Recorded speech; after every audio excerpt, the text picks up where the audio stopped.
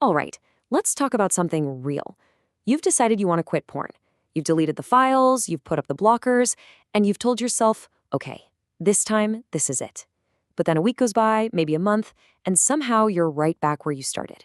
And man, is it a frustrating cycle. So today, we're going to dig into this really powerful idea.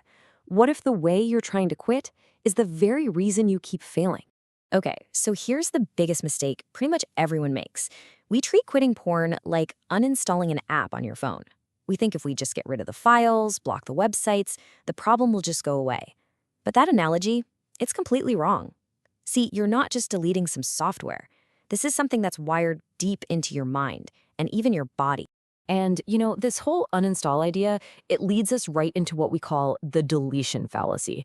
This is really the core of why just using willpower, why it almost always ends up being a losing battle. So take a look at this. Does it feel a little too familiar? You know the drill, right? You delete everything, you put up all the filters, and for a second, you feel like you're finally in control. But then the cravings come back. And because you haven't actually changed the underlying programming, you find a way around the filters, and the whole thing starts over. It's absolutely exhausting. And listen, the key thing to get here is that this isn't a failure of you. It's a failure of strategy. And that brings us to the most crucial insight of all. Success isn't about just trying harder or gritting your teeth. It's about skill. Quitting requires actual techniques, tools that work on your mind and your body. You need a toolkit, not just a bigger shield made of willpower. Okay, so what does that actually mean? It means we have to move past this idea of just more willpower and completely reframe the problem. The whole goal here is to shift away from blaming yourself and get into a much more practical, almost tactical mindset. And here's a great way to think about it. It's called the fever analogy. Think about it. When you have a really high fever, what do? You don't sit there for hours trying to figure out, was it the doorknob I touched yesterday? Or maybe the handshake from 2 days ago. No, you take something to bring the fever down. You treat the problem that's right in front of you. And that is the absolute key.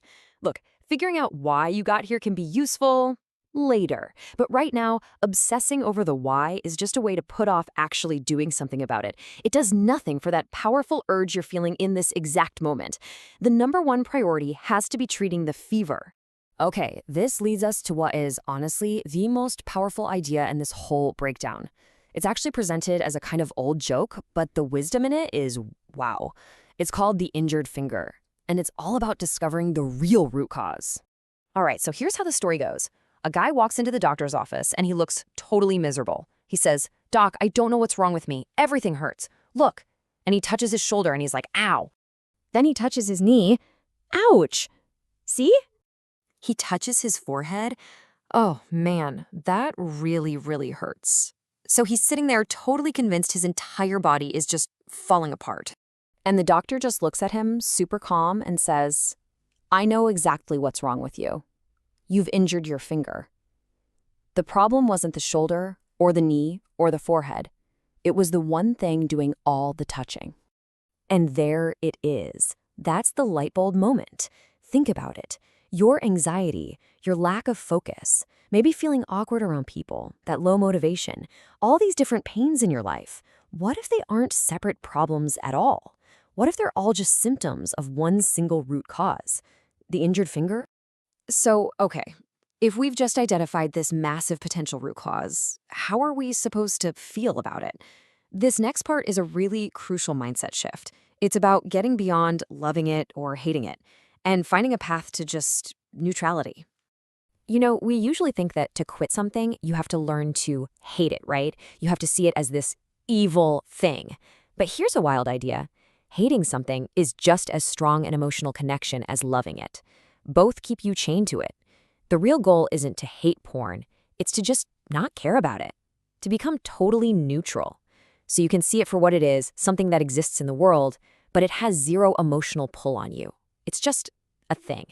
Now, as you start walking this new path, you've got to be really careful about whose advice you take.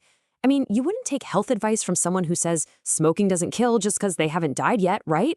It's the same thing when someone says, "Oh, masturbation is healthy." Well, maybe for them it is, but they aren't you. They haven't lived with the consequences you're dealing with. Their advice, plain and simple, just doesn't apply here. All right, let's wrap this all up into an actual concrete plan. This is a whole new approach, and it's not based on force. It's based on using specific techniques that work with your mind and your body.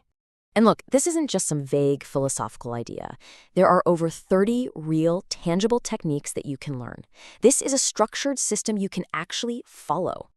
So here's the new path forward, broken down into 3 steps. Number 1, you have to seriously ask yourself, is this the injured finger in my life? Is this the one root cause behind a lot of my other problems?